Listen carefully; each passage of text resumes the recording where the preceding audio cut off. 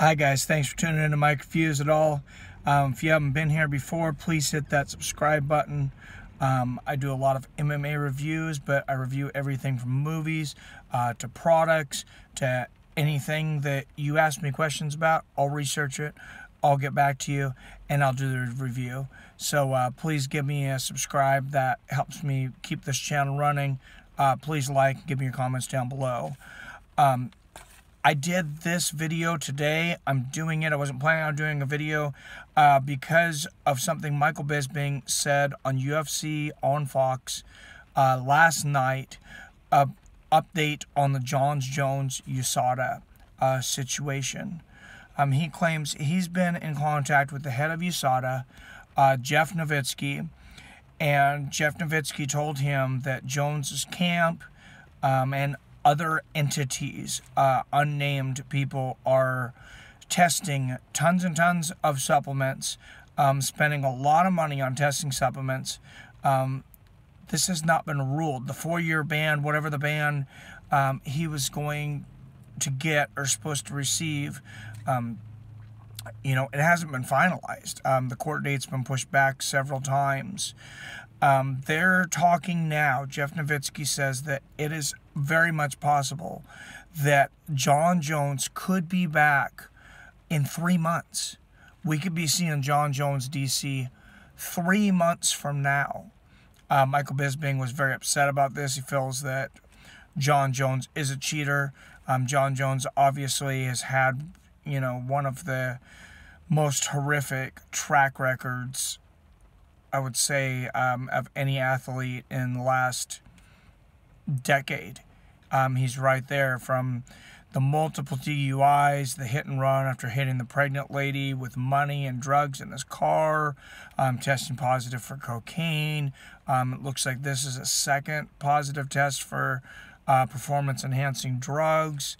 The other one, they're pretty sure that they were able to prove that he got it from some gas station dick pills, which apparently when you take cocaine, it gives you erectile issues. So it kind of makes sense, but yeah, he's a wild dude. Everybody knows he's a wild dude. Is he the most talented fighter to ever enter the UFC? I think so. And that's the issue. I used to be a big Jon Jones fan. Now I'm just pissed off at Jon Jones, but I don't see how you can say there's been a more talented person in the UFC ever. I don't know how much supplement, performance-enhancing drug have enhanced him. It hasn't been 100% proven ever that he's actually taken them. I mean, we're all pretty damn sure, but I don't think he needed them. The guy was just head and shoulders above everyone. Dominated everyone. I mean, he was in the UFC at a time, at a young age, when all these guys, were near their prime, or, he was able to fight everybody. I mean, he dominated Rampage Jackson. He dominated Rashad Evans. He choked out Lyoto Machida. Dominated Mauricio Shogun Nahua to win the title. Glover Teixeira couldn't hold a glove to him. Dominated DC twice. First guy to ever take him down, and then head kick knocked him out. Of course, the only guy to ever beat Daniel Cormier. And he beat him twice. So I'm split on whether I want him to come back. I would have a hard time ever saying I was a Jon Jones fan again, because I just feel like he's done some despicable things as a human being, and he's let a lot of fans down. But what do you guys think about this? We could be seeing him in 3 months from now. Would you pay for him to fight DC a third time? Should he just go up to heavyweight? If I'm interested in seeing him fight, I would rather see him fight at heavyweight. Stipe Miocic, Francis Ngannou, if he gets past Stipe, or if not, Cain Velasquez, if he comes back. Fabricio Verdum would be a huge matchup. There's a lot of Brock Lesnar, of course, like they talked about before, just because Brock is so big. He'd have, such a size advantage. I think all those are interesting matchups. I say leave DC alone. If I was DC, I would tell him to go to hell. I would not take that fight unless you just... I mean, I know DC just said that he plans on retiring next year.